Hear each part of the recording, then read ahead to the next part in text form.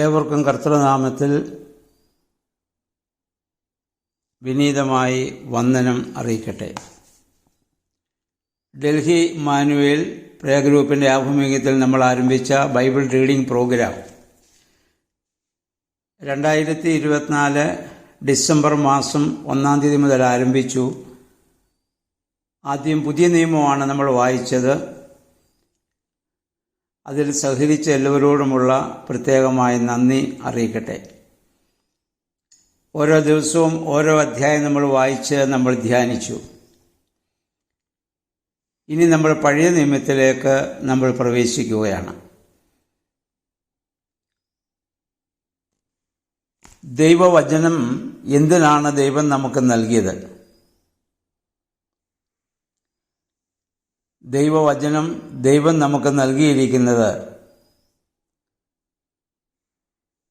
ദൈവത്തിൻ്റെ സാന്നിധ്യം ഈ ഭൂമിയിൽ നമ്മൾ ഇന്ന് അനുഭവിച്ചറിയുന്ന പ്രധാന ഘടകങ്ങളിലൊന്ന് ദൈവത്തിൻ്റെ വചനമാണ്. ദൈവം വാസ്തവത്തിൽ തൻ്റെ ഹൃദയമാണ് വചനത്തിലൂടെ നമുക്ക് വെളിപ്പെടുത്തുന്നത്. പാപത്താൽ അന്ധകാരമയമായ ഈ ഭൂമിയിൽ നമുക്ക് ലഭിക്കുന്ന വലിയ ഒരു വെളിച്ചമാണ്, പ്രകാശമാണ് ദൈവവചനം. അപ്പോൾ ദൈവവചനം എങ്ങനെയാണ് എഴുതപ്പെട്ടതെന്ന് 2 തീമോഥെയോസ് 3:16-17 വാക്യങ്ങളിൽ ഇപ്രകാരം പൗലോസ് ശ്ലീഹ രേഖപ്പെടുത്തുന്നു: എല്ലാ തിരുവെഴുത്തും ദൈവസ്വാസീയമാകയാൽ ദൈവത്തിൻ്റെ മനുഷ്യൻ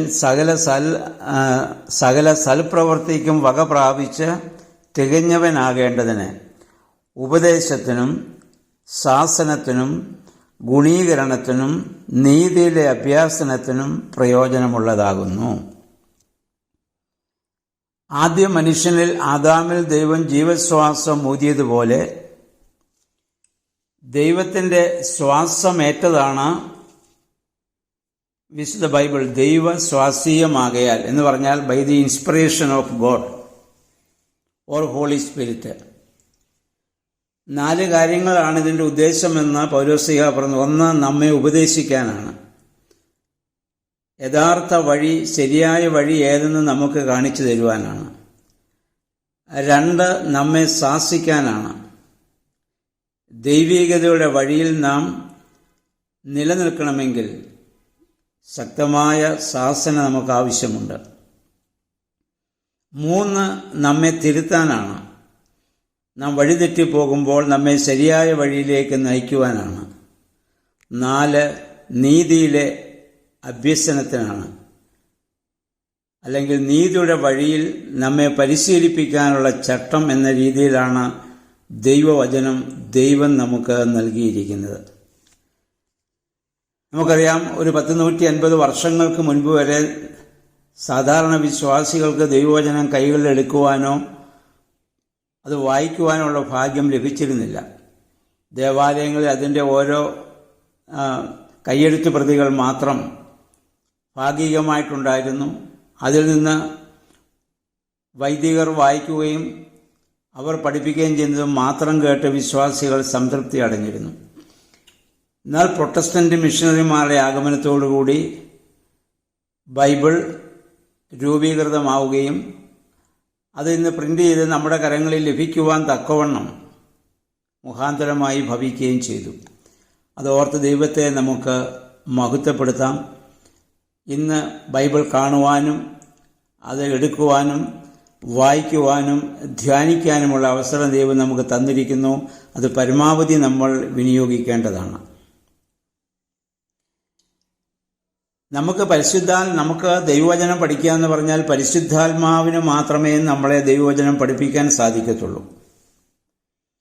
1-ാം നൂറ്റാണ്ടിൽ അപ്പോസ്തലന്മാരെ പഠിപ്പിച്ച അതേ പരിശുദ്ധാത്മാവ് 21-ാം നൂറ്റാണ്ടിൽ നമ്മെ പഠിപ്പിക്കുവാൻ തയ്യാറാണ്. നമ്മളതിന് വിധേയപ്പെടണമെന്ന് മാത്രം. ലൂക്കോസിന്റെ സുവിശേഷം 24:32 വാക്യം നമ്മൾ വായിക്കുമ്പോൾ, എമ്മൂസിലേക്ക് 2 ശിഷ്യന്മാരോടൊപ്പം കർത്താവ് പോയപ്പോൾ അവർക്ക് കർത്താവിനെ തിരിച്ചറിയാൻ സാധിച്ചില്ല അന്നേരം. പക്ഷേ കർത്താവ് അവരുടെ തിരുവെഴുത്തുകളെ അവിടുന്ന് അവർക്കായി തുറന്നു കൊടുത്തു എന്ന് നാം വായിക്കുന്നു. അപ്പം നമ്മൾ ദൈവത്തോടൊപ്പം നടക്കുമെങ്കിൽ ദൈവം തൻ്റെ ഹൃദയമാകുന്ന വചനം നമുക്ക് നമ്മുടെ ഹൃദയത്തെ സ്പർശിക്കുവാൻ തക്കവണ്ണം അത് നമുക്ക് തുറന്നു തരും.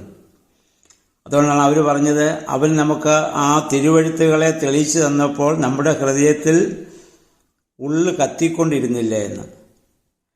ആ അനുഭവമാണ് വേദപുസ്തകം വായിക്കുമ്പോൾ, ദൈവവചനം വായിക്കുകയും ധ്യാനിക്കുകയും ചെയ്യുമ്പോൾ നമുക്കുണ്ടാകുന്നത്. പഴയ ഉടമ്പടിയിൽ ആളുകൾ ദൈവത്തിൻ്റെ എഴുതപ്പെട്ട വചനങ്ങൾ ആണ് ധ്യാനിച്ചിരുന്നത് പഴയ നിയമകാലത്ത്. പക്ഷെ ഇന്ന് നാം ധ്യാനിക്കുന്നത് ജഡമായ വചനത്തെ, നമ്മുടെ കർത്താവായ യേശു ക്രിസ്തുവിനെയാണ്. ഇന്ന് നമ്മൾ തിരുവെഴുത്തുകളെ ധ്യാനിക്കുമ്പോൾ യേശുവിൻ്റെ തേജസ്സാണ് നാം കാണുന്നത്. 2 കൊരിന്ത്യർ 3:18 പൗലോസ്ലീഹ പറയുന്നു, ആ തേജസ്സിൽ നിരന്തരം നോക്കുന്ന ഒരുവൻ ആറ്റരികത്ത് നട്ടിരിക്കുന്നു എന്നും ഫലം കായ്ക്കുന്നതുമായി വൃക്ഷം പോലെ ആയിരിക്കുമെന്ന് സങ്കീർത്തനക്കാരൻ നമ്മെ ഓർമ്മപ്പെടുത്തുന്നുണ്ട്. ഇനി നമ്മുടെ കർത്താവ് തന്നെ പറഞ്ഞു, കർത്താവ് പറഞ്ഞ വചനങ്ങളെ അന്ന് ബുദ്ധിയുള്ളവർ അതൊക്കെ നിരസിച്ചപ്പോൾ കർത്താവ് പറഞ്ഞു, പിതാവേ, നീ ഇത് ജ്ഞാനികൾക്കും വിവേകികൾക്കും മറച്ച് ശിശുക്കൾക്ക് വെളിപ്പെടുത്തിയിരിക്കുന്നത് എന്നതിനാൽ ഞാൻ നിന്നെ സ്തുതിക്കുന്നു എന്നാണ്. നമുക്ക് തിരുവെഴുത്ത് മനസ്സിലാക്കുവാൻ ആവശ്യമുള്ളത് മാനുഷികമായ ജ്ഞാനം. അതിനേക്കാൾ ഉപരിയായി, ജ്ഞാനത്തേക്കാൾ ഉപരിയായി വേണ്ടത് ഒരു ശിശുവിനെ പോലെ നിർമ്മലവും വിനീതവുമായി വിശ്വസിക്കുന്നതായ ഒരു ഹൃദയമാണ് നമുക്ക് ആവശ്യം. അതാണ് കർത്താവ് പറഞ്ഞ്, വിവേകികൾക്ക് മറിച്ച് നീ അത് ശിശുക്കൾക്ക് വെളിപ്പെടുത്തി കൊടുത്തുവെന്ന്. അപ്പം ആ രീതിയിൽ ദൈവവചനത്തെ വായിച്ച് ധ്യാനിക്കുവാൻ ദൈവമേ ഞങ്ങളെ സഹായിക്കണമേ എന്നുള്ള പ്രാർത്ഥനയോടെ നമുക്ക് ഉൽപ്പത്തി പുസ്തകത്തിലേക്ക് നമുക്ക് പ്രവേശിക്കാം. ആദ്യത്തെ 5 പുസ്തകമാണല്ലോ പഞ്ചഗ്രന്ഥങ്ങൾ എന്ന പേരിൽ അറിയപ്പെടുന്ന. ഈ 5 പുസ്തകങ്ങളും മോശ എഴുതി എന്നാണ് എല്ലാ വിശ്വാസികളും എല്ലാ സഭകളും വിശ്വസിക്കുന്നത്. അബ്രഹാമിനെ പൂർവ്വപിതാവായി അംഗീകരിക്കുന്ന 3 മതങ്ങൾക്കും പൂർവ്വപിതാവാണല്ലോ മോശ. പഴയ നിയമത്തിലെ യേശുവിൻ്റെ നിഴലായിരുന്നു മോശയെന്ന് നമുക്കറിയാം. വിശുദ്ധ ബൈബിളിൽ നമ്മൾ ആദ്യം വായിക്കുന്നത് ഉൽപ്പത്തി പുസ്തകമാണ്. ഉൽപ്പത്തി എന്ന വാക്കിൻ്റെ അർത്ഥം തുടക്കമെന്നാണ്. സൃഷ്ടിയുടെ തുടക്കം, മനുഷ്യൻ്റെ തുടക്കം, മനുഷ്യരുടെ പാപത്തിൻ്റെ തുടക്കം, വീണ്ടെടുപ്പിൻ്റെ തുടക്കം, ബാബിലോണിൻ്റെ തുടക്കം, യെരുസലേമിൻ്റെ തുടക്കം, ഇവയെല്ലാം നമുക്ക് ഈ ഉൽപ്പത്തി പുസ്തകത്തിൽ കാണാൻ നമുക്ക് സാധിക്കും. ഈ ആദ്യത്തെ 5 പുസ്തകത്തെ പഞ്ചഗ്രന്ഥങ്ങളെന്ന് മലയാളത്തിൽ പറയുന്നു. എബ്രായ ഭാഷയിൽ പെന്ററ്റ്യൂക്ക് എന്നും ഗ്രീക്ക് ഭാഷയിൽ തോറ എന്നും ഈ 5 പുസ്തകങ്ങൾ അറിയപ്പെടുന്നുണ്ട്. ഈ 5 പുസ്തകങ്ങളും മോശ എഴുതിയെന്നാണ് നമ്മൾ വിശ്വസിക്കുന്നത്, ദൈവം കൊടുത്തതായ ആ വെളിപ്പെടുത്തലുകളെ. എന്നാൽ ഇതിൻ്റെ പ്രത്യേകത, ഇതിൻ്റെ 1 മുതൽ 11 വരെയുള്ള അധ്യായങ്ങളും 12 മുതൽ 50 വരെയുള്ള അധ്യായങ്ങളും, മൊത്തം ഇതിൽ 50 അധ്യായങ്ങളാണുള്ളത്. 1 മുതൽ 11 വരെയുള്ള അധ്യായങ്ങൾ ഇൻട്രഡക്ഷൻ ഓഫ് ബൈബിൾ അഥവാ ബൈബിളിൻ്റെ മുഖവുര എന്ന പേരിലാണ് അറിയപ്പെടുന്നത്. 12 മുതലാണ് പ്യുവർ ഹിസ്റ്ററി ആരംഭിക്കുന്നത്. അബ്രഹാമിനെ ദൈവം വിളിക്കുമ്പോൾ മുതൽ ആണ് യഥാർത്ഥ ചരിത്രം ആരംഭിക്കുന്നത്. അതിനു മുമ്പുള്ള ഭാഗം ചരിത്രാതീത ചരിത്രം എന്നാണ് അറിയപ്പെടുന്നത്. അതൊന്നും പ്യുവർ ഹിസ്റ്ററി അല്ല. അതിന് എല്ലാ കാര്യങ്ങൾക്കും നമുക്ക് വ്യക്തമായ രീതിയിൽ അല്ലെങ്കിൽ മാനുഷികമായ രീതിയിൽ വ്യാഖ്യാനം കൊടുക്കുക എന്നുള്ളതും അല്പം പ്രയാസമുള്ള കാര്യമാണ്. എങ്കിലും അതിലെ ആന്തരികമായ മർമ്മങ്ങൾ മാത്രമാണ് നമുക്ക് വെളിപ്പെട്ട് കിട്ടുന്ന. ആ ആന്തരിക മർമ്മങ്ങളെ ഗ്രഹിക്കുവാനാണ് പരിശുദ്ധാത്മാവിൻ്റെ നമ്മൾ ആഗ്രഹിക്കുന്നത്. അപ്പോൾ 1 മുതൽ 11 വരെയുള്ള ഭാഗങ്ങൾ ബൈബിളിൻ്റെ മുഖവരിയായി കാണുന്നു.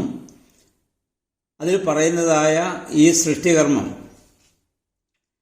അന്നത്തെ മനുഷ്യൻ്റെ ഭൂമിയെക്കുറിച്ചും ആകാശത്തെക്കുറിച്ചും പ്രപഞ്ചത്തെക്കുറിച്ചുള്ള വീക്ഷണങ്ങളൊക്കെ വളരെ വ്യത്യസ്തമാണ് ഇന്നത്തേതിൽ നിന്ന്.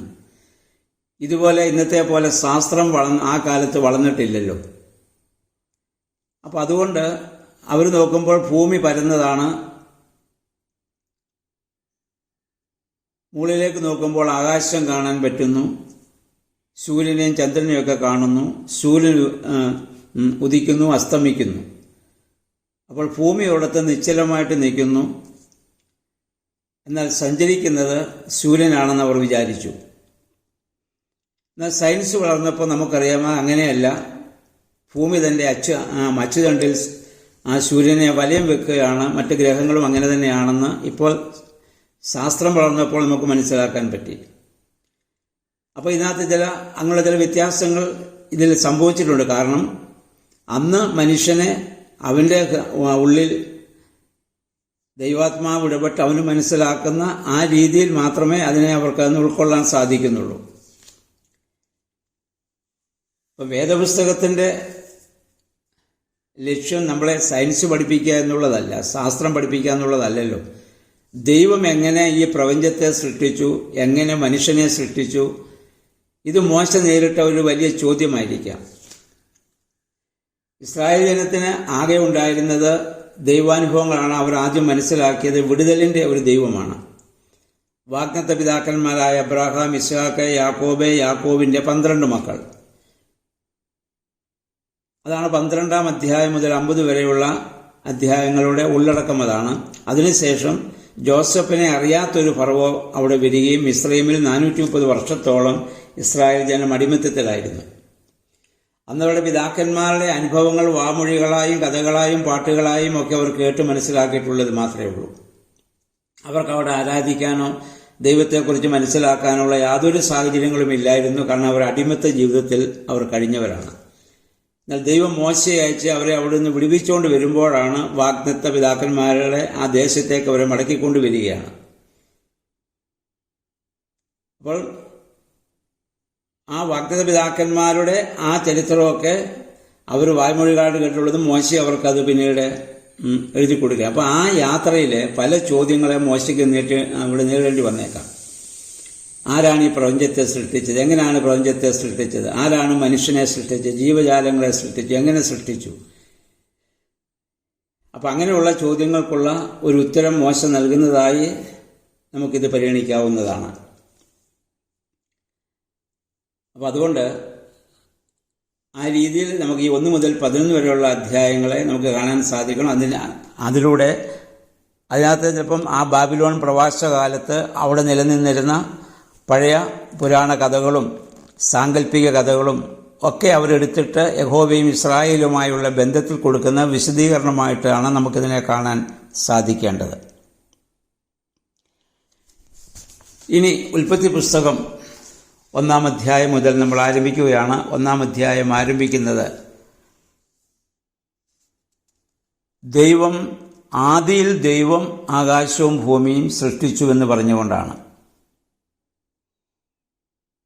ഇവിടെ 2 വാക്കുകളെന്ന് പിന്നെ നമുക്ക് കാണാൻ പറ്റും. ഒന്ന് സൃഷ്ടിച്ചുവെന്നും ഉണ്ടാക്കിയെന്നും 2 വാക്കുകൾ ഇവിടെ ഉപയോഗിക്കുന്നുണ്ട്.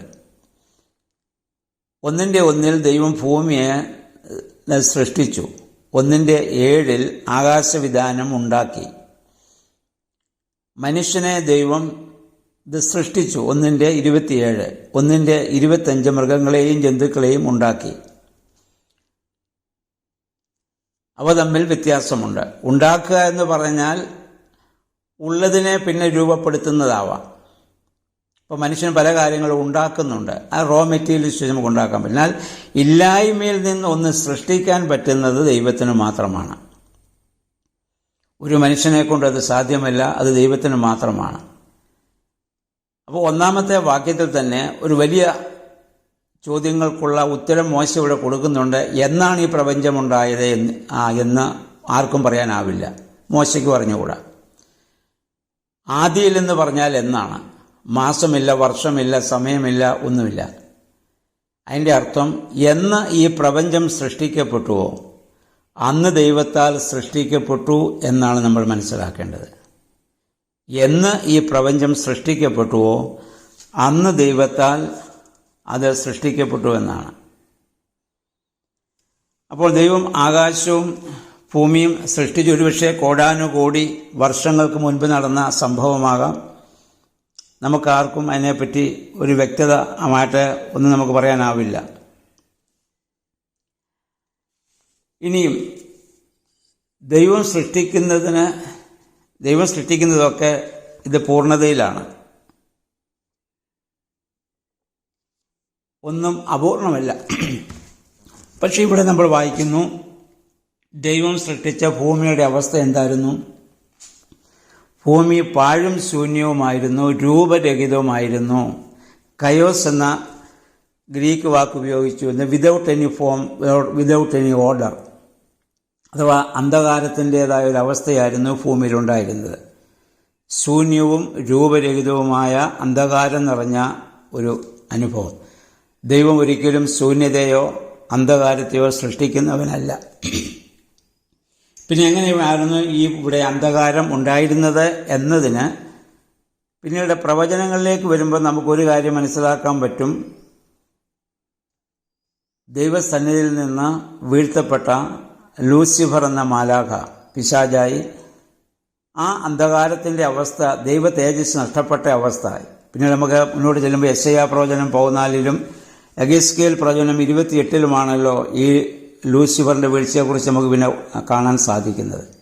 അപ്പോൾ എന്ന് പറഞ്ഞാൽ ദൈവ തേജസ്സില്ലാത്ത, ദൈവത്തിൽ നിന്ന് അകന്നുപോയ ആ നഷ്ടപ്പെട്ട അന്ധകാരത്തിൻ്റെ അവസ്ഥയിലാണ് ദൈവം ഇവിടെ സൃഷ്ടികർമ്മം ആരംഭിച്ചപ്പോൾ ആദ്യം സൃഷ്ടിച്ചത് ഒരു വെളിച്ചത്തിലാണ്. വെളിച്ചമുണ്ടാവട്ടെ എന്ന് പറഞ്ഞു, വെളിച്ചമുണ്ടാവുകയാണ്. അപ്പം വെളിച്ചമെന്ന് പറയുന്നത് ദൈവത്തിൻ്റെ ആ തേജസ്സിനെയാണ് ഇവിടെ സൂചിപ്പിക്കുക. സൂര്യനിൽ നിന്നും ചന്ദ്രനിൽ നിന്നും ഒക്കെ നമ്മൾ പിന്നെ സൃഷ്ടിക്കുന്ന 4-ാം ദിവസമാണ് ഈ സൃഷ്ടിയുടെ. അപ്പോൾ അപ്രകാരമുള്ള ഒരു അവസ്ഥയല്ല ഇവിടെ ഉദ്ദേശിക്കുന്നതെന്ന് ഇതിൽ നമുക്ക് മനസ്സിലാക്കാം. ഇത് ദൈവികമായ തേജസ്സായി ഇതിനെ നമ്മൾ കാണണം. എന്നിട്ട് ആ പ്രകാശത്തിലാണ് 1-ാം ദിവസം മുതലുള്ള സകല സൃഷ്ടിയും ആരംഭിക്കുന്നത്. അതുകൊണ്ടാണ് 6 ദിവസത്തെ സൃഷ്ടി കഴിഞ്ഞപ്പോൾ എല്ലാം നല്ലതെന്ന് ദൈവം കണ്ടു. എല്ലാം നല്ലതാകാൻ കാരണം എല്ലാ സൃഷ്ടിയുടെയും അടിസ്ഥാനം ഈ വെളിച്ചത്തിലാണ്. ആ വെളിച്ചം എന്താണെന്ന് ചോദിച്ചാൽ യോഹന്നാൻ്റെ സുവിശേഷം 1-ാം അധ്യായത്തിൽ യോഹന്നാൻ ശ്ലീഹ പറയുന്നു, ആ വെളിച്ചം ക്രിസ്തുവാകുന്ന വെളിച്ചമാണ്. യോഹന്നാൻ ശ്ലീഹ 1-ാം അധ്യായത്തിൽ പറയുന്നുണ്ടല്ലോ, സകല ലോകത്തെയും പ്രകാശിപ്പിക്കുന്ന വെളിച്ചം ലോകത്തിലേക്ക് വന്നുകൊണ്ടിരുന്നു, ലോകമോ അവനെ അറിഞ്ഞില്ല. ലോകം ആ പ്രകാശത്തെ തിരിച്ചറിഞ്ഞില്ല. നമുക്കറിയാം, 2-ാമത് ഈ സൃഷ്ടികർമ്മത്തിൽ പരിശുദ്ധ ത്രിത്വത്തിലെ 3 ആളത്വങ്ങളുടെയും സംയുക്തമായ പ്രവർത്തനം നമുക്ക് കാണാം. ക്രൈസ്തവ വിശ്വാസം ത്രിത്വ ദൈവത്തിലാണ് നമ്മൾ വിശ്വസിക്കുന്നത്. ആ ത്രിത്വം ഈ 1-ാം വാക്യത്തിൽ തന്നെ 1-ഉം 2-ഉം വാക്യത്തിൽ നമുക്ക് കാണാം. അതായത് പിതാവായ ദൈവം ഉണ്ടാവട്ടെ എന്ന് പറയുന്നു. ആ ശബ്ദമായി, വചനമായി ആ പിതാവിൻ്റെ മാർവിൽ പുത്രൻ തമ്പുരാൻ നിൽക്കുന്നു. വെള്ളത്തിന്മേൽ, ആഴത്തിന്മേൽ ദൈവത്തിൻ്റെ ആത്മാവ് പരിവർത്തിച്ചുകൊണ്ടിരിക്കുന്നു. അതുകൊണ്ടാണ് യോഹന്നാൻ്റെ സുവിശേഷം 1-ാം അധ്യായത്തിൽ യോഹന്നാൻ ശ്ലീഹ പറയുന്നു, ആദിയിൽ വചനമുണ്ടായിരുന്നു, വചനം ദൈവത്തോടു കൂടിയായിരുന്നു, വചനം ദൈവമായിരുന്നു. എന്ന് പറഞ്ഞാൽ സൃഷ്ടിക്ക് മുഖാന്തരമായ ശബ്ദം അത് പുത്രൻ തമ്പുരാനാണ്. അതുകൊണ്ടാണ് യോഹന്നാൻ ശ്ലീഹ അവിടെ തന്നെ എഴുതിയത്, സകലതും അവൻ മുഖാന്തരം ഉളവായി, അവനെ കൂടാതെ ഒന്നും ഉളവായില്ല. എല്ലാ സൃഷ്ടിക്കും മുഖാന്തരം അവനാണ്. അപ്പോൾ ആ ത്രിത്വത്തിലെ 3 ആളത്വങ്ങളുടെയും സംയുക്തമായൊരു പ്രവർത്തനമായി ഈ സൃഷ്ടികർമ്മം അന്ധകാരത്തിനെ നീക്കം ചെയ്തുകൊണ്ട് ആ പ്രകാശത്തിൽ അവിടെ സൃഷ്ടി ആരംഭിക്കുന്നതായി 1-ാം ഉൽപ്പത്തി പുസ്തകത്തിൻ്റെ ആരംഭത്തിൽ തന്നെ നമുക്ക് കാണാൻ സാധിക്കുന്നുണ്ട്. പിന്നെ അതുപോലെ തന്നെ ആദിയിൽ ദൈവം, അതിൻ്റെ ആത്മീയമായി നമ്മൾ ചിന്തിക്കുമ്പോൾ തുടക്കം ദൈവത്തിലാണ്. നമ്മുടെ ക്രൈസ്തവ ജീവിതത്തിൻ്റെയും തുടക്കം ദൈവത്തിലാണ്. എല്ലാ ദിവസവും നമ്മൾ ദൈവത്തിൽ ആരംഭിക്കണം. അപ്പോൾ മാത്രമേ എല്ലാം നല്ലതാവുകയുള്ളൂ. എല്ലാ ദിവസവും ദൈവത്തിൽ ആരംഭിക്കുക. പ്രഭാതവും ദൈവത്തിൽ ആരംഭിക്കുക. സന്ധ്യയ്ക്ക് ഉറങ്ങുന്നതിന് മുൻപ് അതും ദൈവത്തിൽ പൂർണ്ണമായി നമ്മൾ സമർപ്പിക്കുക. അപ്പം ആദിയിൽ ദൈവത്തിൻ്റെ ആ വലിയ സാന്നിധ്യത്തിൽ സൃഷ്ടികർമ്മം നടന്നതുപോലെ ഓരോ ദിവസവും ദൈവത്തിലായിരിക്കാൻ തക്കവണ്ണം നമുക്ക് ശ്രമിക്കാം. അതിനാണ് നമ്മൾ പ്രാർത്ഥിക്കേണ്ടത്, വേദപുസ്തകം നമ്മൾ വായിക്കേണ്ടത്. ഇനിയും അതെത്ര ഈ പാഴും ശൂന്യവുമായ ഭൂമി എത്ര രൂപരഹിതമായാലും അന്ധകാരം നിറഞ്ഞതാണെങ്കിലും അതിനെ നല്ലതും പ്രകാശമുള്ളതുമാക്കി തീർക്കാൻ സാധിക്കുന്നത് ദൈവത്തിന് മാത്രമാണ്. ഇനി അതിനുശേഷം 2, 3, 4 ദിവസങ്ങളിലൊക്കെ ആകാശവിധാനത്തെ ദൈവമുണ്ടാക്കുന്നതും ഭൂമി ഉണ്ടാക്കുന്നതുമായ ആ കാര്യങ്ങളാണല്ലോ നമ്മളിവിടെ കാണുന്ന. വെള്ളത്തിന്മേൽ ഒരു വിധാനമുണ്ടാക്കി, മുകളിലുള്ള വെള്ളം താഴെയുള്ള വെള്ളം. അന്ന് മനുഷ്യനെ സംബന്ധിച്ചിടത്തോളം മനുഷ്യൻ ഈ ഭൂമിയിൽ മുകളിലോട്ട് നോക്കുമ്പോൾ ആകാശം കാണുന്ന ഒരു വിധാനം പോലെ. അതിൻ്റെ മുകളിൽ വെള്ളമുണ്ടെന്ന് അവർ വിചാരിച്ചു. അതുകൊണ്ടാണ് മഴ പെയ്യുന്നത് മുകളിൽ നിൽക്കുന്ന വെള്ളമാണെന്ന് അവർ വിശ്വസിച്ചു. അതുകൊണ്ടാണ് നമ്മൾ പിന്നീട് നോഹയുടെ കാലത്ത് നോഹ പെട്ടകമുണ്ടാക്കി അന്നുണ്ടായിരുന്ന മനുഷ്യനും ജീവജാലങ്ങളൊക്കെ അതിൽ കയറി 40 ദിവസം ഭൂമിയിൽ മഴ പെയ്തു. ദൈവം ആകാശത്തിൻ്റെ കിളിവാതിൽ തുറന്നു, ഭൂമിയുടെ ഉറവയും തുറന്നു. അപ്പോൾ താഴെ നിന്നും മുകളിൽ നിന്നും, അപ്പം മുകളിൽ നിന്ന് കിളിവാതിൽ തുറന്ന് മുകളിൽ നിന്ന് വെള്ളം താഴേക്ക്. അന്ന് മഴ എങ്ങനെയാണ് പെയ്യുന്നതെന്നോ ആ രീതിയിലുള്ള മനുഷ്യനത് മനസ്സിലാക്കാൻ സാധിച്ചിട്ടില്ല, സയൻസ് എത്രയും ഡെവലപ്പ് ചെയ്യാഞ്ഞതുകൊണ്ട്. പക്ഷെ ആ രീതിയിൽ അവരതിനെ കണ്ടു എന്നുള്ളതാണ്. പക്ഷെ നമ്മളിതിൻ്റെ ആന്തരികമായ ആ അർത്ഥം മാത്രമാണ് നമ്മളിവിടെ കണ്ടെത്താൻ വേണ്ടി നമ്മൾ ശ്രമിക്കേണ്ടത്. അങ്ങനെ ഓരോ ദിവസത്തെയും സൃഷ്ടികർമ്മം ഇവിടെ നടക്കുന്നതായി നമ്മൾ കാണുന്നുണ്ട്. ഇതപ്പം ദൈവത്തിൻ്റെ ആത്മാവ് വെള്ളത്തിന്മേൽ വ്യാപരിച്ചുകൊണ്ടിരുന്നുവെന്നാണ്. ഇനി ദൈവം വെളിച്ചത്തെ ഇരുളിൽ നിന്നും വേർതിരിച്ചു. അതായത് വെളിച്ചം സൃഷ്ടിച്ചപ്പോൾ അന്ധകാരം അതിനോട് ഇടകലരാൻ ദൈവം ഒരിക്കലും ആഗ്രഹിച്ചില്ല എന്നർത്ഥം. കാരണം വെളിച്ചത്തിന് ഇരുളുമായി ഒരു കൂട്ടായ്മയുമില്ല. വെളിച്ചം നമ്മുടെ ഹൃദയങ്ങളിലേക്ക് വന്നാൽ ഉടനെ ദൈവം നമ്മുടെ ജീവിതത്തിൽ ചെയ്യുന്ന പ്രവൃത്തിയെല്ലാം ആ അന്ധകാരത്തിൽ നിന്ന് വേർപെട്ട രീതിയിലായിരിക്കും. ഇനി അതെല്ലാം നല്ലതെന്ന് ദൈവം കണ്ടു. കാരണം ഞാൻ മുമ്പേ പറഞ്ഞു, എല്ലാത്തിൻ്റെയും അടിസ്ഥാനം ദൈവികമായ പ്രകാശം, ദൈവികമായ ആ ഒരു തേജസ്സാണ്. ഇനി അതിൻ്റെ 6-ാം ദിവസത്തേക്ക് നമ്മൾ വരുന്നു. അതിനിടയ്ക്ക് 4-ാം ദിവസം സൂര്യനെയും ചന്ദ്രനെയും ഒക്കെ ദൈവം സൃഷ്ടിക്കുന്നു. ഇവിടെ നമ്മൾ ഓരോ ദിവസം വായിക്കുമ്പോൾ മറ്റൊരു കാര്യം കൂടിയുണ്ട്. നമ്മൾ വായിക്കുന്നത് ദിവസം സമാപിക്കുന്നത് സന്ധ്യയായി ഉഷസ്സായി എന്ന് പറഞ്ഞുകൊണ്ടാണ്. സന്ധ്യയായി പ്രഭാതമല്ല, പ്രഭാതമായി സന്ധ്യയായി എന്നല്ല നമ്മൾ വായിക്കുന്നത്. ഇതുകൊണ്ടാണ് യഹൂദന്മാരെ അവർ ദിവസത്തിൻ്റെ ആരംഭം സന്ധ്യയായി കാണാൻ കാരണം അങ്ങനെയാണ്. അവർക്ക് ഒരു ദിവസം ആരംഭിക്കുന്നത് സന്ധ്യയ്ക്ക് 6 മണിക്കാണല്ലോ. പിറ്റേ ദിവസം 6 മണി വരെയുള്ളതായ ആ സമയത്തെയാണ് അവരൊരു യാമമെന്ന് പറയുന്നു. രാത്രി 4 യാമങ്ങളും പിന്നീട് അവർക്ക് മണിക്കൂറുകളുമാണ്. അത് നമുക്കറിയാം. അപ്പോൾ അവർ ഒരു ദിവസത്തിൻ്റെ ആരംഭം സന്ധ്യയ്ക്ക് കൊള്ളാൻ കാരണം അതാണ്. സുറിയാനി സഭയിലും നമ്മളൊരു ദിവസത്തെ കണക്കാക്കുന്നത് സന്ധ്യയ്ക്ക് 6 മണി മുതൽ ആരംഭിക്കുന്നു എന്ന് പറഞ്ഞുകൊണ്ടാണ്. ഇനി അതിൻ്റെ 26-ാം വാക്യത്തിലേക്ക് നമ്മൾ വരുമ്പോഴാണ് അവിടെ ദൈവം മനുഷ്യനെ സൃഷ്ടിക്കുന്നത് നമ്മൾ കാണുന്നുണ്ട്. ദൈവം പറയുന്നുണ്ട്, നാം നമ്മുടെ സ്വരൂപത്തിൽ നമ്മുടെ സാദൃശ്യപ്രകാരം നമുക്ക് മനുഷ്യനെ ഉണ്ടാക്കാം. നാം എന്ന് പറയുമ്പോൾ ഒന്നിലധികം വ്യക്തിത്വത്തിൻ്റെ സൂചന അവിടെ ഉണ്ട്. അപ്പോൾ പരിശുദ്ധ ആ ത്രിത്വത്തിൻ്റെ പരിപൂർണമായ ആലോചനയുടെ പരിസമാപ്തിയിൽ ഇവിടെ വീണ്ടും മനുഷ്യനെ സൃഷ്ടിക്കുന്നു എന്നുള്ളതാണ്. അതിനു മുൻപ് ജീവജാലങ്ങളെയൊക്കെ, മനുഷ്യനാവശ്യമായിട്ടുള്ള ജീവജാലങ്ങളെയൊക്കെ ദൈവം സൃഷ്ടിച്ചതായിട്ടാണ് ഈ 1-ാം അധ്യായത്തിൽ നമ്മൾ വായിക്കുന്നത്. അപ്പം എന്ന് പറഞ്ഞാൽ മനുഷ്യനെ സംബന്ധിച്ചിടത്തോളം 6-ാം ദിവസത്തിൻ്റെ അവസാനമാണ് മനുഷ്യൻ ഇത് സൃഷ്ടിക്കപ്പെടുന്നത്. ഇനി നമ്മൾ മുന്നോട്ട് വായിക്കുക, 7-ാം ദിവസം ദൈവം വിശ്രമത്തിനായി മാറ്റിവെച്ചതായി കാണുന്നുണ്ട്.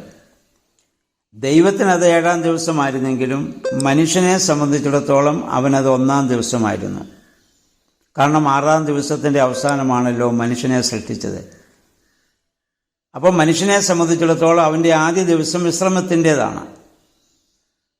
ഇവിടെ വിശ്രമം എന്നുകൊണ്ട് ഇവിടെ ഉദ്ദേശിക്കുന്നത് 7-ാം ദിവസം ദൈവം സ്വസ്ഥമായിരുന്നു എന്ന് പറഞ്ഞാൽ 6 ദിവസത്തെ പ്രവർത്തനത്തിന് താൻ ചൈതന്യം പകർന്നതായ ദിവസമാണ്. അപ്പം നമ്മളും ദൈവത്തിനായി ഏതൊരു വേലയും ആരംഭിക്കുന്നതിന് മുൻപ് ദൈവവുമായി ഒരു കൂട്ടായ്മയുടെ സമയം നമ്മൾ കണ്ടെത്തണം. അതാണ് വിശ്രമം.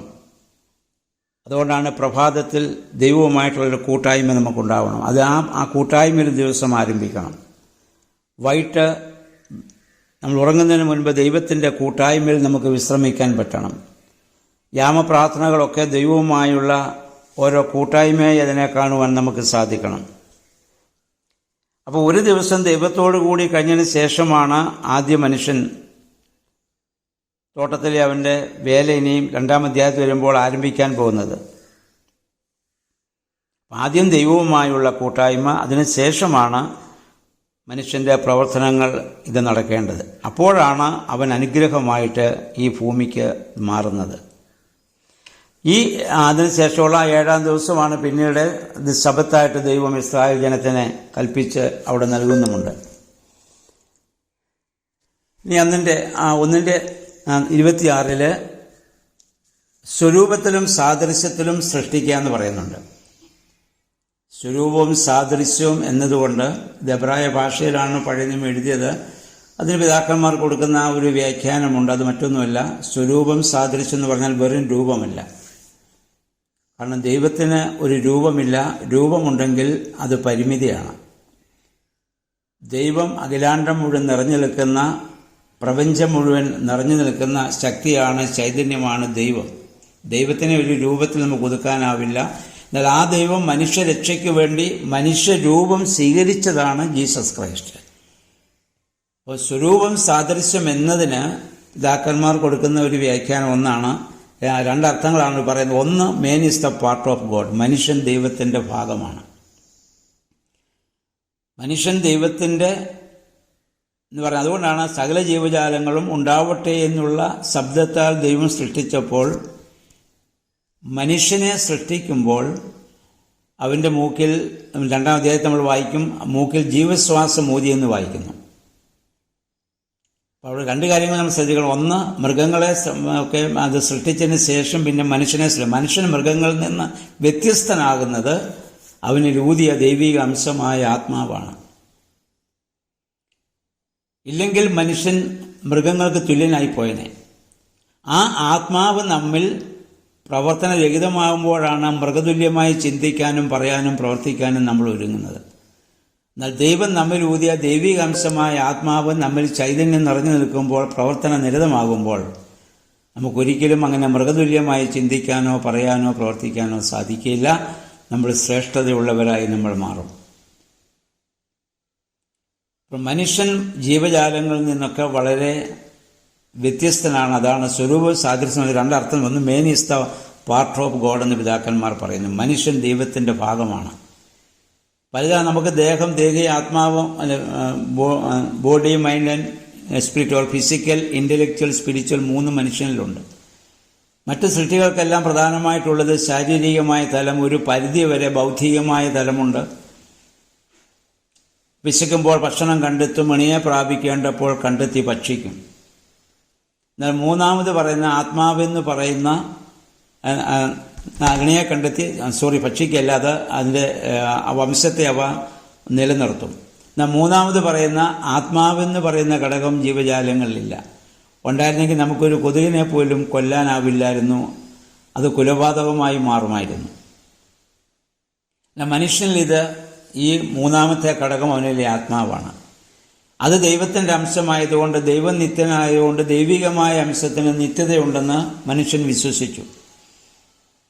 സഭാപ്രസംഗി 12:7 ദൈവിക ജ്ഞാനത്താൽ സലോമോൻ പറഞ്ഞ്, മനുഷ്യൻ മരിക്കുമ്പോൾ എന്ത് സംഭവിക്കും?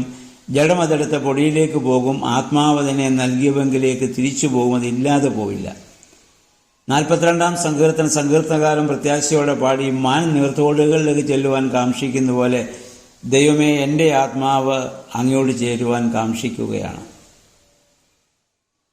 അപ്പോൾ ആ ദൈവികമായ, അതാണ് main is the part of God എന്ന് പറയുന്നത്. എല്ലാ മനുഷ്യരിലും ദൈവത്തിൻ്റെ സ്വരൂപം അല്ലെങ്കിൽ സാദൃശ്യം ഇത് നിലനിൽക്കുന്നു. അപ്പം അതുകൊണ്ട് നമുക്ക് ഒരു മനുഷ്യനെയും നമുക്ക് ഇത് തള്ളാനോ നിന്ദിക്കാനോ അവകാശമില്ല. കാരണം സൃഷ്ടിയെ അപഹസിക്കുന്നവൻ സൃഷ്ടിതാവിനെയാണ് അപഹസിക്കുന്നത്.